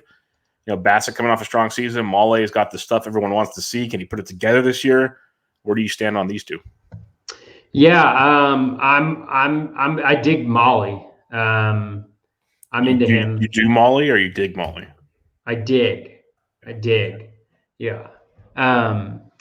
I just think that he made some changes last year and I think this is kind of a consistent thing for the Reds pitchers where they're not giving in to hitters, and you see it maybe with Gray with the control and the walk rate. You see it with Castillo with his control issues and the walk rate as well. But, he had a really nice 4-seam fastball, both from a velocity perspective and impact. He could be a guy that benefits a lot from the dead end ball as well as a fly ball pitcher. that four-seam fastball cutter combination, just those two pitches allowed him to be pretty dominant down the stretch. Really nice swinging strike rate, just really nice, metrics kind of across the board. And now he's in the rotation and he'll be there. So I have him on at least a few teams, I think. I feel like I'm going to be more into him if he slides a little bit. He was going around like 150 to 165, I think, before. But interested in that. Bassett, I think I'm not really down with Bassett too much. I think he was pretty well. He's been like kind of consistently fortunate, but not really like a lot of swing and miss, not really a lot of strikeout. He doesn't. The walk rate. I don't know why he was able to maintain such a low walk rate. Doesn't have a good O swing. Was getting behind in the counts more than previous seasons. Didn't throw the ball in the zone more. So it seems like he's somebody who would probably have like a higher deserved walk rate. And then, so not going to strike out a ton of guys. Yeah, the ratios might be decent if he runs into a little bit of luck, but gives up too much contact for me. So I'm not that interested. Yeah, at this point in the draft, it's a roster construction play for me. If I'm confident in my strikeouts, I don't mind Chris Bassett because I feel like his ratios overall won't be too damaging. Be on a good A's team, pitching in that good ballpark. Just strikeouts will be low. But he has a very, very good ground ball rate, limits the long ball. So I don't mind him at all in that respect. But you need to be pretty confident in strikeouts because he's not going to get you a ton. But he was very good at getting quality starts and getting the job done last year. He might be the A's number one this year before Luzardo, but it's like Montas, Bassett, Luzardo up top there. So see how that goes. I don't mind him in that respect, but Molly's at that up and coming stuff, big time strikeout guy. You just need to keep the ball in the ballpark. Like that hard hit rate, especially the lefties, is terrifying at times. But if he can fine tune that some more, he'll be very, very good. So he's definitely intriguing, worth a gamble at this point in time. And that's what differentiates these two for me. If you just want the safe guy and you're good on strikeouts, you just want the ratios, I don't mind Bassett at all. If you need some upside and hope he takes that next step, I think Molly's very, very good in that respect. So those are the way I look at those two going into this season. And the last one we have for you tonight, Dallas Kykel, boring veteran pitcher, lots and lots of innings, not a lot to strikeouts. Where the heck is he? There he is. 73rd start, the pitcher off the board, pick 192. Aaron Savali, 74th off the board at pick 193.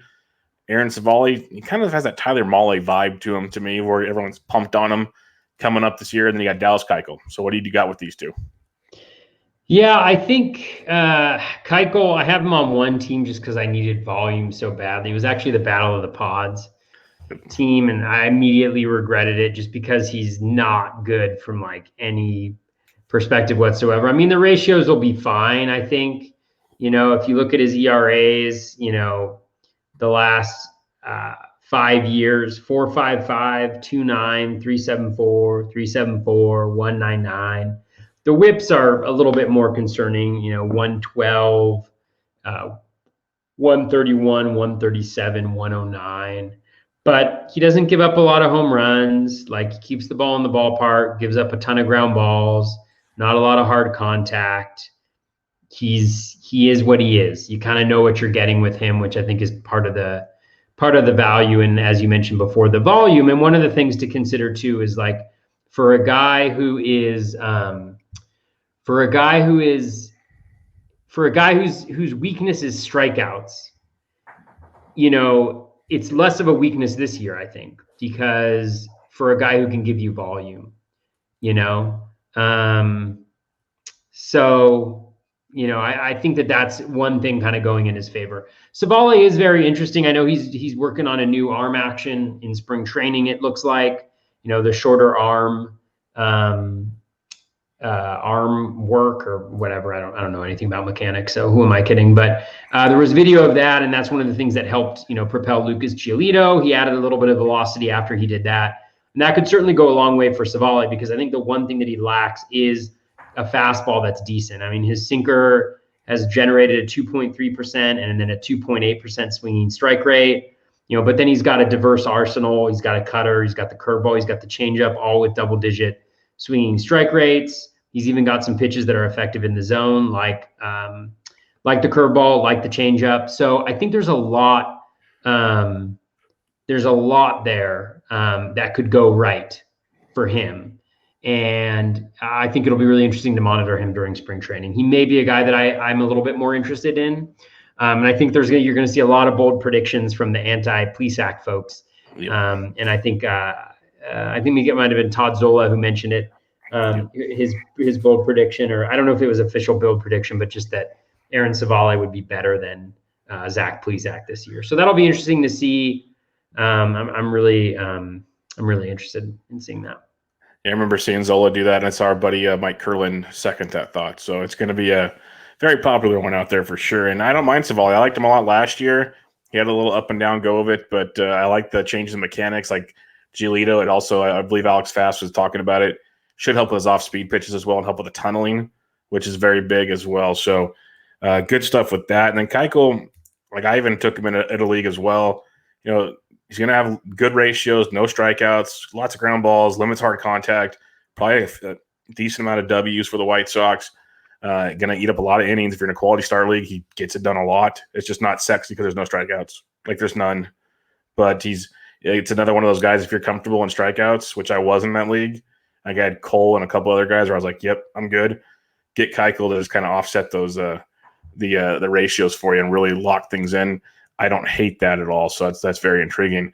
Real quick, before we go on here, Jacob Stout in the chat mentioned on our Molly versus Bassett talk, he says he doesn't know ATC has Bassett 140 Ks over 157 innings, a 4.07 ERA.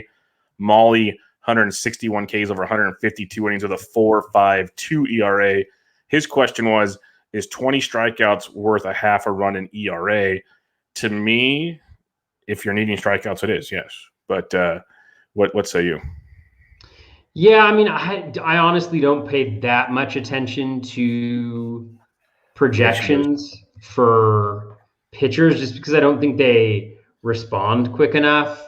With Molly last year, 13.8% swinging strike rate, nearly 20% K- walk rate, a K% close to 30% or, more than 11 strikeouts per 9. The BABIP obviously stayed pretty low, so there may be some regression there, but he also dominates in the zone.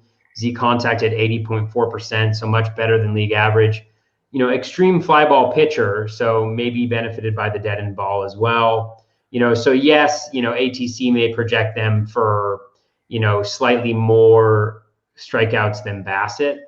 But I don't necessarily see that. Like ATC right now has him at slightly more than a strikeout per inning for Molly. But I think, given he had a totally new, I think the cutter was like a brand new pitch for him last year.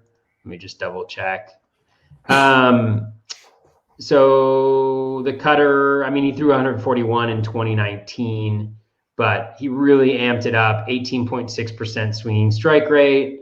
On that pitch, even his four seam has an 11.6% swinging strike rate, which is higher than Bassett's overall swinging strike rate. So I just think like the upside is much greater from my perspective. And, and Bassett could continue to limit contact in the same way that he has in the past. But, he's never 2 years ago, he almost struck out, one guy per innings pitched, 9.9% swinging strike rate, 14.6% K- walk rate, as I mentioned before. Not sure I believe that walk rate with underlying skills, doesn't get guys to chase, has never had a league average, chase rate. Yeah, can't really dominate in the zone that much either. Let me take a look at his pitch mix a little bit here. Yeah, maybe if he goes to the four seam a little bit more, maybe there's like a little bit more potential there for Bassett. Although if he goes to the four seam, theoretically, like my guess would be that, the contact may be a little bit worse. Yeah. So, there's give and take. I just think it's a matter of I just think it's a matter of upside with Molly. Like, I think Molly can be a legit, very, very good pitcher. I don't think Bassett can necessarily get there. But it doesn't mean that Bassett doesn't have, like, he's a useful pitcher for me. And I think with Molly, I really like what I could potentially get from him. I think he could take a step and be a really, really good pitcher. And I'll kind of hedge a little bit on that one. Yeah, no, and that's the thing is, like, Bassett is who he is. Like, there's really no more to go from there. If anything is down, then up. So that's what you're getting. Molly's got the ceiling. Like, Jacob Stout does say thank you, though. He didn't expect an answer, but he loves it. So thanks for. Hey, yep. Jacob, if nothing else, we love to respond to listener questions. Yeah, and we very much appreciate people who join us in the stream. Yep. And ask questions. So thank you very much. Yeah, Jomo Baseball's on the same side. Molly has all the upside, so he's with us on that one. But, and also, Jomo is a great nickname for Jordan Montgomery. It has not caught on, but Jomo, I mean, there's Logan Morrison. Lomo. He's got Lomo, and he's got Jordan Montgomery, and he's not Jomo. Should. Like, come on, people. Yep, no doubt about it. But I changed the header while you were talking there. This is part one because I was looking.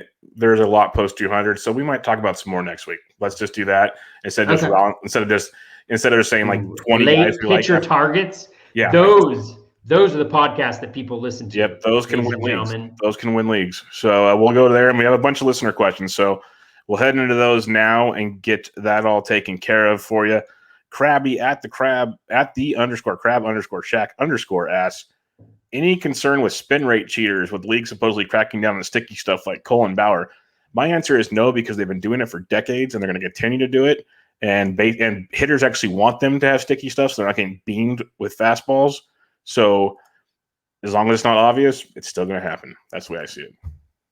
Yeah, I'm not worried about it as well. I haven't heard anywhere that they're going to crack down on it. And I mean, quite frankly, like, teams have invested a ton of money into starting pitchers who use sticky substances to be effective. And the last thing I think baseball wants to do is come around and make pitchers less effective that teams have just given massive contracts to.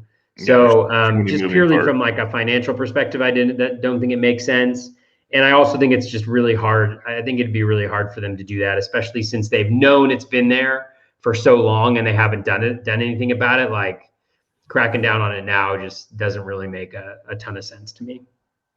Anthony, I always screw this up, I apologize. Gialde, he asks, I don't think I've heard anyone analyze it, probably because it's unknown, but what are we doing with the dead ball effect on Coors? Should we be moving Marquez up a bit?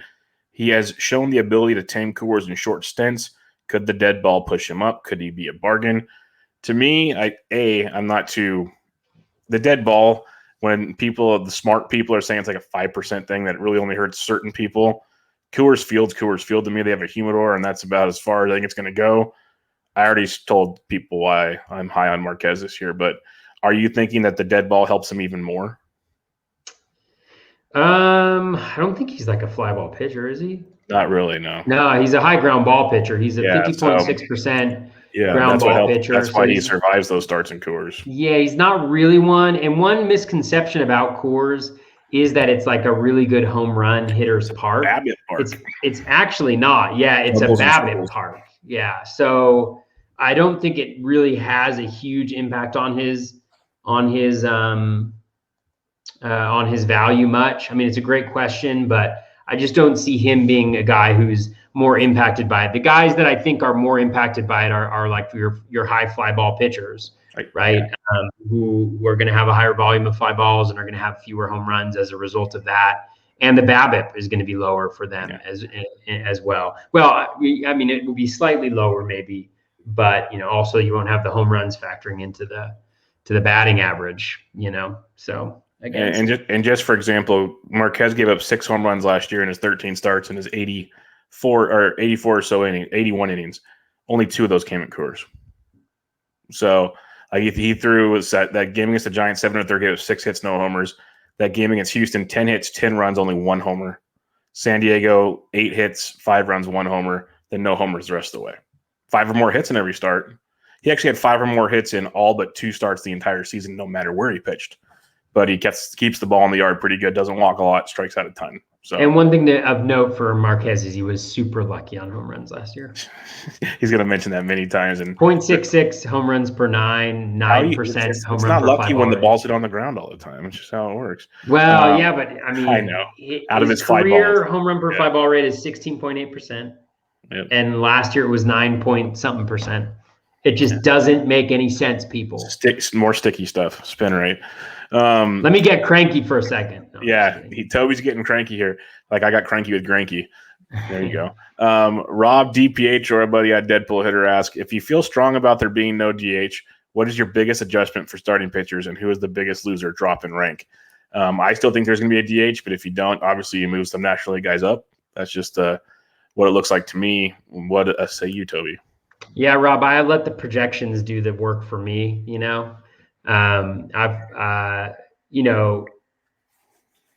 Actually, that's a lie because I don't really look at. I look at projections for pitchers, generally speaking, but I don't know. I don't have a good answer for you, Rob. I think I just kind of think about the pitcher and overall context and whether I want them on my team, which is probably a weakness. And Toby's one of the best NFBC players out there. Remember that, folks. There you go. That's good stuff. I have a very short track record on that one. I appreciate the commentary, but I have a very short track record. You're damn good in that short period. Doug Fraley Jr. at Doug_Fraley asks, with it looking like there will be no NLDH, are you guys seeing NL pitchers getting any slight bumps? We kind of talked about that. Seems like I haven't noticed it acknowledged much in the fantasy world. Yeah, we just hit on that, Doug. It will impact the National League pitchers. That's why, like we talked at the very beginning, DeGrom's over Cole now. Last time Cole was over DeGrom. So it might not be a dramatic shift, but you're going to see National League pitchers get a bump. It's just the way it's going to go. So that's what you'll see. I mean, it makes you feel better about guys like Nola, too. Where, I'm with you 100% there. Like guys who maybe you don't think of as having a ton of K upside, but that little like 1 or 2 more strikeouts per game is huge. That's a good bump for Herman Marquez too. He's gonna get traded to the AL probably. That'd be my luck, yeah. To like gonna get traded to the AL East. Yeah, to Camden. The Orioles are gonna make a big move for him. He's in trouble. They're gonna get off to a 2-month hot start and go, we're going all in. Yeah. Yep. Trading DJ Stewart to Colorado to get me excited for Herman Marquez. Guillermo Salve asks, these are some quick hitters. Do you think Giolito's ready to step into tier 1? I say yes. What say you? Yes, I do. Yeah. Can Ian Anderson keep it up? I say no. I say no. Yeah. Well, Frankie Montosso, remember he has a splitter. I say yes. I say no. Okay. There we go. We disagree on one. Well, it depends on what remember means in terms of a percent usage. Yeah, I think basically, you think he throws it more than he did last year? He really should. I'd say yes. Maybe I'll say yes. Maybe I'll say yes. The A's have to see that. Draft him, Bubba, and that just messes me up. True. Does David Price have any value if he's playing this year? Yes. Yeah, totally. I mean, I think he's going to play. I think he'll be really good. What's Eduardo Rodriguez's healthy ceiling? Erod came out the other day and said he feels fully healthy from everything. He's been throwing on the side. He's ready to throw 30 starts again this year. Of course, he's excited. We'll see what he does. What do you think his healthy ceiling is? Yeah, I mean, they're gonna have to monitor the innings pitched considerably. So I think there's a limited upside there. But where he's going, that's kind of baked into the cost, going in the mid 200s, I think. So he's definitely an interesting dart throw there. Not dart throw because he's good, but like that's what I love about where he's going. What if I under 140 innings? Under considerably. Okay. I think he pushes at the 140. I really do, because they have nothing to lose there. They really don't. If Severino makes it back in June, how awesome would that be? I'm not touching Severino. That would not be awesome, because I am not a fan of Severino on this podcast. There we go. The destroyer of dreams himself, Luis Severino, the man who gave us the second half of 2018, I think. Was that 2018 that he gave us, where he just destroyed all of us? Crushed us all. Yeah. All the hopes and dreams. Yeah, I remember that. My memory goes back. No, honestly, I'm not. I think Severino's fine. I think he's a little overrated, but And with Tommy John, you just never know how guys are going to respond. And I don't not that interested. And the Yankees have extra weapons. They have no reason to push them. Like, if anything, get them ready for a couple of postseason appearances, maybe. Like, they have no reason to push them. John Wilder at John Wilder 84 asks, so many people talk about getting those big inning guys this year due to 2020 being short. Am I wrong for loading up on high quality guys who may only pitch 110 to 150? 2 starting pitchers with 180 innings pitched with a high 3 ERA is worse than 3 starting pitchers with 120 innings and a 3.5 ERA. Are innings pitched overrated a little? No, I mean, I think it's a good point. I mean, one of the questions is will the volume of the top starters be what you expect it to be relative to what it usually is? If that makes sense at all. But I think the problem with the question is it assumes that there are guys that you know are going to go 110 to 150 and have really good ratios that don't cost a lot in drafts. I don't know. That's like Corbin Burns for me, maybe. And even with Corbin Burns, I think there's a big question mark about whether the ratios will be there again, at least in the way that they were this year.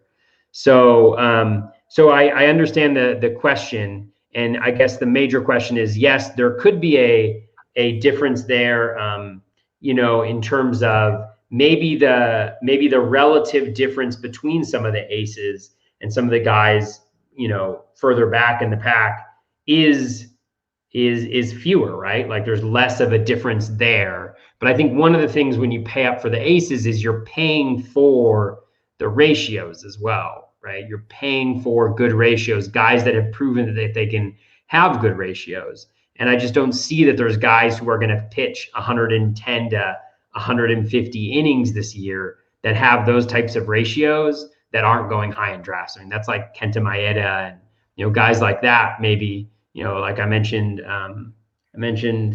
whatever his name is, Burns. You could also say the same thing maybe about Plesac, because they probably won't push him that hard.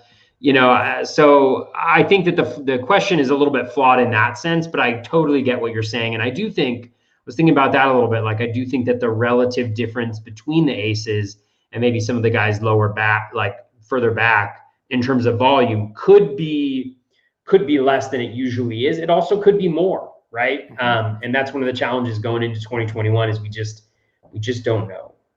Yeah, and it's like, I get what he's saying. That's why in years past I've talked about guys like Strasburg and some others that I'd rather have 150 quality innings from them than 180 from somebody else. So that's kind of where he's going with it. But like Jacob Stout says in the chat, fewer innings pitch also means fewer wins, fewer quality starts, and also probably fewer strikeouts. So are you going to sacrifice these other categories for just your ratios, or you can maybe help your ratios out with different closers, relievers, something like that? So there's different ways to go about it. Dave Petroziello asks, there are some very smart people in fantasy baseball Twitter that are showing John Means a lot of hate. I like him, and I know Toby does too. So why are we right?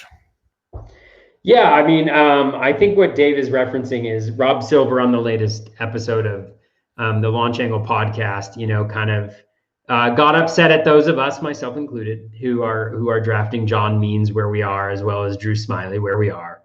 And I think he had a lot of really good points. I mean, a lot of salient points. And I wish I had really astute, kind of ways of coming back. But I think one of the things at this point in the draft, I think that there is very few kind of sure things, if you will. Like, I think there's a lot of question marks about a lot of the pitchers going in this area of the draft. And I want to look at upside.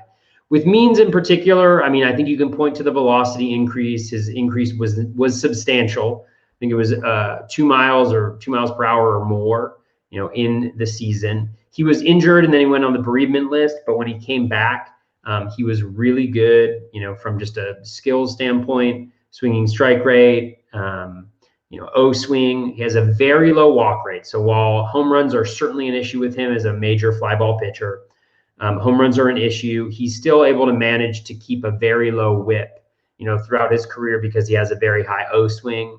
He's got the four-seam fastball that was generally generating like above like 12%, I want to say, swinging strike rate on it. He also has the changeup, which is not necessarily a dominant pitch quite yet, but still generates a pretty significant swinging strike rate. And then he's got the curve, which I think is a lesser pitch. But I think there are there is the potential there for him to be really good. I also think he's benefited by the dead end ball because he is a fly ball pitcher. And so, when I look at Means, I think, if things don't go great, the ERA will probably be high. I think the whip will continue to be pretty low because he's a fly ball pitcher and because he doesn't walk guys necessarily. So that will at least be helpful. I think he's shown that he can get, a K per 9, especially if the bump in velocity holds, which traditionally it has held when those happen towards the end of the year.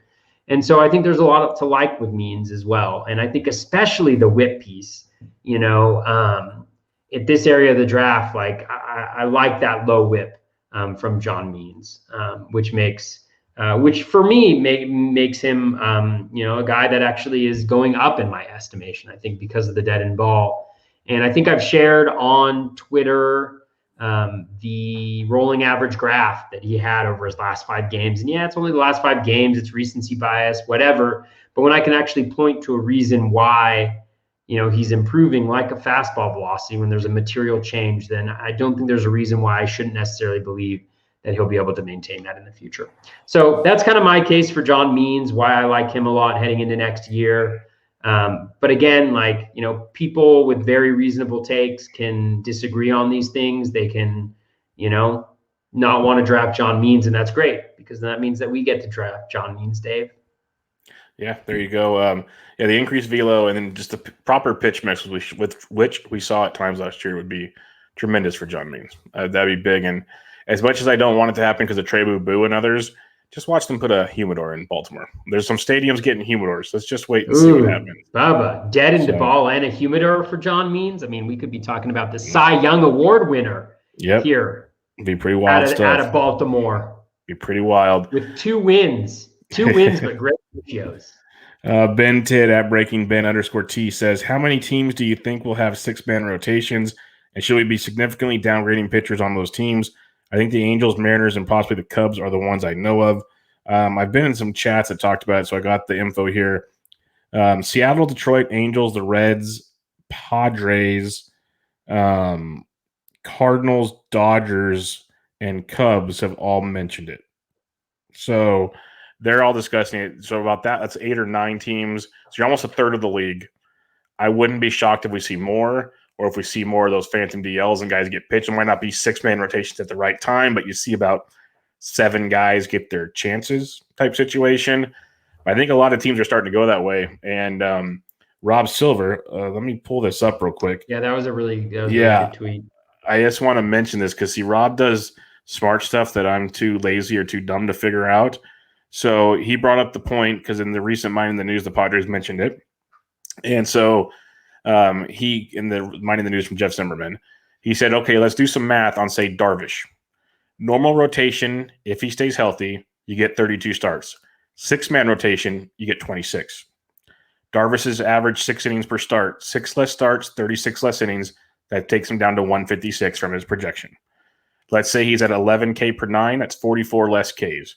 Say the Padres are very good and he's lucky, gets a win every second start, so he loses 3 wins.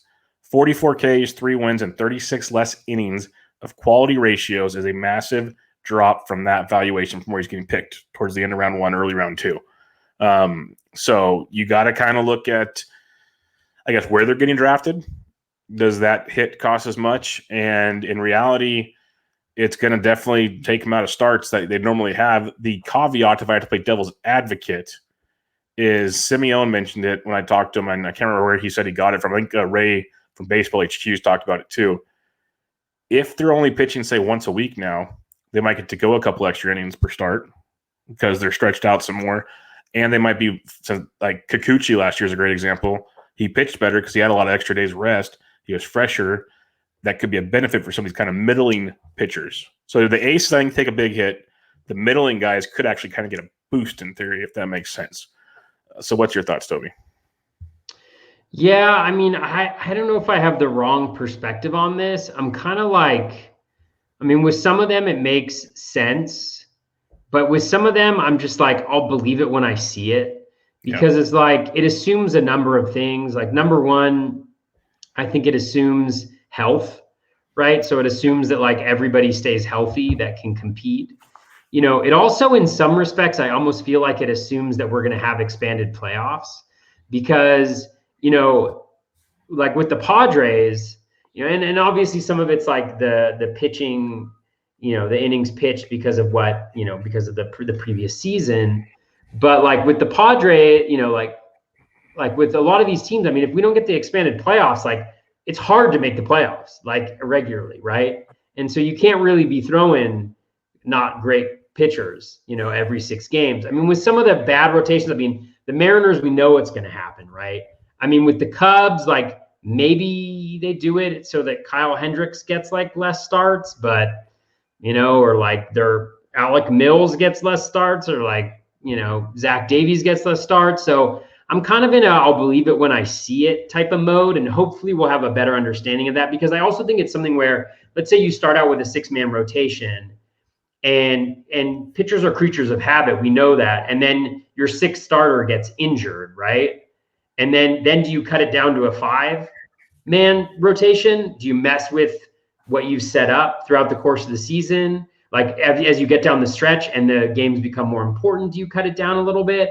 So maybe I buy it for some of the cellar dwellers, like some of the teams that aren't going to be good this year. But for a team like the Padres, I just have a really hard time thinking that that's what they're going to end up doing, because and what if Nelson Lamet gets it? Doesn't. I was about to say that. I was about to say that. You don't have to worry about it when that happens. And it's just like, and then you're going to have Morton like go 3 or 4 innings, in his 6th start, and then you're going to use up your bullpen finishing that game off. It's just, for me, there's too many questions about it, at least for the good teams, for it to make sense. And a lot of the teams you mentioned, I mean, let's be honest with you, like the Tigers and the Mariners, I mean, the Orioles, yeah, there's John Means, but is there really anybody else in that rotation that's like jumping out at you? Like, so I don't know. I'm not super worried about it. And I just don't think anybody's going to mess with the aces, right? Like, you don't want to mess with DeGrom. You don't want to mess with Cole. You don't want to mess with any of those guys. So I'm not as concerned about it. Maybe I will look super foolish, which would not be the first time that that's happened. But I tend to think that that if we see it, it'll be from guys who are further down in the standings. Yeah. Nick at InBiscardi17 asks, can you touch on massive jumps or drops from such small samples? I understand the pop-up guys because it's all we have, but is the industry putting way too much emphasis on 2020 sample for guys with longer track records? Bundy and Bieber way up, Buehler way down, for example. It's the narrative street. Like, what fits your narrative is the way I see it. I look at all the samples and use them with a grain of salt. Like you mentioned, velo is something you can definitely look at. That's a difference maker. But there's other changes that, if there's a physical change, I can see it. But there's like COVID issues that we don't know about. There's all kinds of other issues we don't know about. So you have to kind of look at each situation differently. I'm not as concerned on Buehler as other people are, but I see what he's saying. What's your thoughts on this? Yeah, I mean, I think you look at each player individually. I mean, just the examples that you gave, though. I mean, just think about, like, Bieber was going, like, his ADP last year was like 17.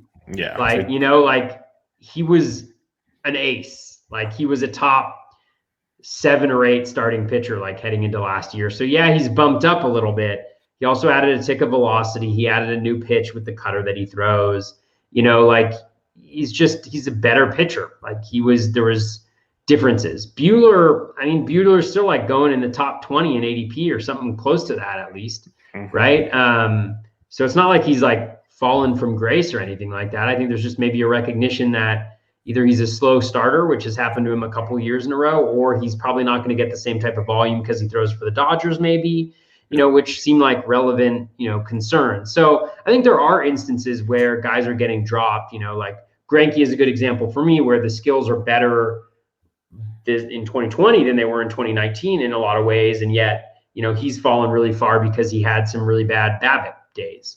And I think there are other examples that are similar to that. Maybe Corbin, who we covered before. Again, he's dropped, like he was going around pick 42, 40 to 45 last year, and now he's all of a sudden like at pick 150 or something like that. Like, maybe that's too much of a reaction. But it's also as a result of the velocity dip and maybe the slider being a little less effective and his reliance on that pitch. So, and again, we're still in late February. I think there's still an opportunity for the ADP to shift dramatically here as we get closer to March and we get an idea of how guys are feeling. We get reports. We see them throwing in spring training. And while you shouldn't put too much emphasis on spring training, obviously, there are things like, velocity readings. There are things like, I think even like, when you get to the extremes of like strikeout rates and walk rates and things like that in the spring, we can kind of pay a little bit of attention to those types of things. So that's kind of my thing on it. But certainly, I mean, recency bias impacts us all, and there's no doubt that that's going to happen. And it happens every single year, right? Yep. So. Yep, no doubt about it. Spring training games start in about 5 days, so we'll start getting some real fun stuff to look at here pretty soon. At JW the Gamer asks, concerned about Garrett Cole supposedly not having his personal catcher. I am not, for 2 reasons. I'm pretty sure if he wanted him, he'd have him. I'm pretty sure he could walk in and be like, hey, I want my guy. Secondly, if it goes bad for 1 or 2 starts, I think he'll have him back. So if we have a full 162 like it looks like we'll have, we saw Cole start out slow pretty much every season and then just turn into a robot. So what you're getting out of Cole, I'm not too concerned about it. Yeah, I mean, I haven't seen that, and I'm probably behind on the news a little bit, but it's like, yeah, I mean, if there's really a thing between Ishikawa, between Cole and Higashioka, am I saying it right? Something like that, yeah. Yeah. Then yeah, he'll throw to him. That I don't think that's really a thing, and I would be surprised actually if like he doesn't throw to him. If that's something that he's noticed is actually important to him and identified that as something that's important to him, then I think that'll happen, even if it's opening day. Like they want Cole to be successful. They want the team to be successful. They'll do what it takes to make that happen.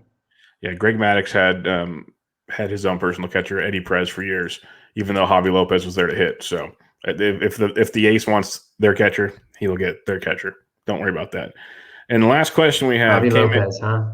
Javi Lopez, yeah, back in the day. That's a great reference.